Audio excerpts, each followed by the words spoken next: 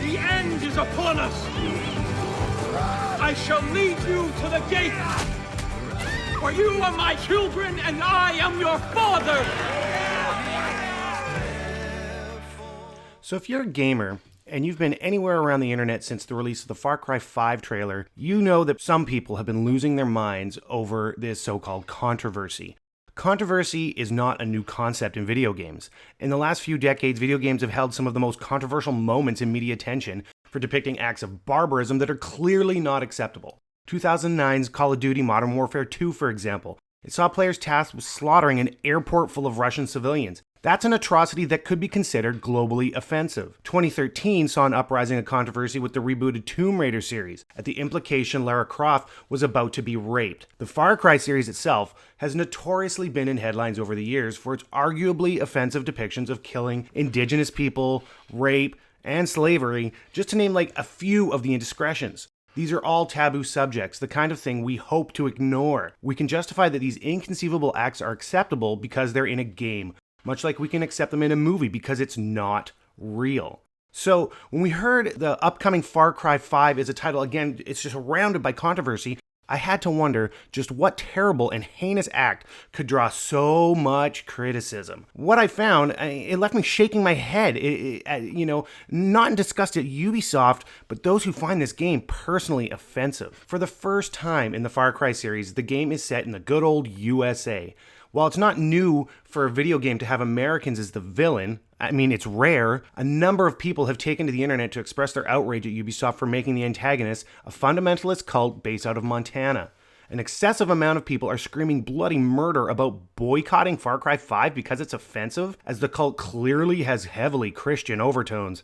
How do I know that this is a problem? Because the people up in arms are red in the face are the ones who are telling us explicitly that they're Christian and find this cult offensive. Now, I can understand if you're offended because, much like the Modern Warfare 2 airport incident, the objective of the game was to murder innocent people. If that was the case, absolutely, it's going too far. Whatever. But this isn't a group of Christians. They're a group of faith-based cultists. The only reason you should have to be offended is if you're one of them. Are you hunting down those who don't share your faith, taking prisoners, murdering people, and carving words like sinner into their flesh? If so, then by all means, be offended. But those who are losing their minds on the internet need to take a step back and ask, why am I offended? Clearly, you can't tell the difference between those of devout Christian faith and a murderous cult regardless of its founding, right? Ignore the fact that this is literally just a damn video game for a second. If this is an insult to your faith, should this not motivate you to stop the cultists? To play the game and stop the fictional people who are offensive? Would you boycott the game if it was any other religion? These are the bad guys and every story needs a villain. So why all the outrage? Because, for once, it's a group of American, white, faith-based extremists. A sizable portion of the proudly God-fearing USA has been consumed by hate-mongering of anyone that isn't a white Christian male. That hate-filled rhetoric is based on fear, and people find comfort in what they know, their faith. So when the idea of that faith's purity could be questioned, it is immediately offensive, regardless of how loosely related it may be. Video games have been populated for ages with villains of varying races and religions, notably the ones easiest to consider evil based on current and historical events.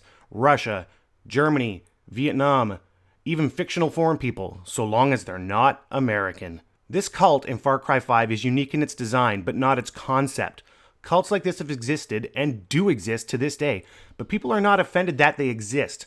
They are offended when they are confronted with their existence. These people screaming at their monitors can't accept that the words of their faith could be molded for evil, and they believe somehow the rational thing to do is yell at Ubisoft for showing them a legitimate and very real kind of villain. The distinction between Christianity and this cult is the same as Islam and the Islamic State. One is a legitimate faith practiced by a number of people who only wish to lead a good life, and the other is an isolated collection of radicals bent on the suffering of others. Seeing as so many people can't tell the difference between Islam and the Islamic State, maybe it isn't a surprise that these same individuals are offended by seeing a fictional, radical faith very loosely related to their own beliefs. This level of outrage has rarely, if ever been reached surrounding the ethnicity and faith of a video game villain, and it's pitiful to see so many people are offended as they identify with the antagonist. This is the least controversial decision in the Far Cry series, and it's appalling that people are more upset about the fact that these are white, American pseudo-Christians than any previous race or religion depicted as evil.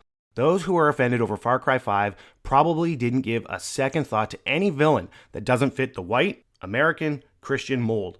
It shows the true colors of those who can't get off their high horse and see this for what it is, a fucking video game.